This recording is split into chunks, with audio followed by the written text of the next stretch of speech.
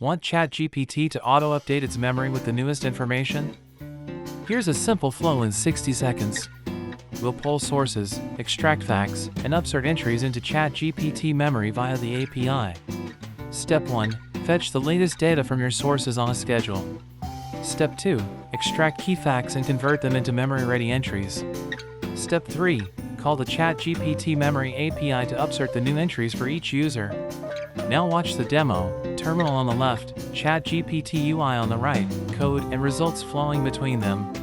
Example call: post a /v1/memories with user_ID and an entries JSON array containing text and timestamp.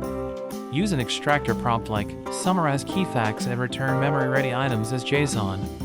Show the split screen flow. Extractor output becomes the entries payload in the terminal automatically. In production, run a scheduler, validate updates, and reconcile conflicts before upserting.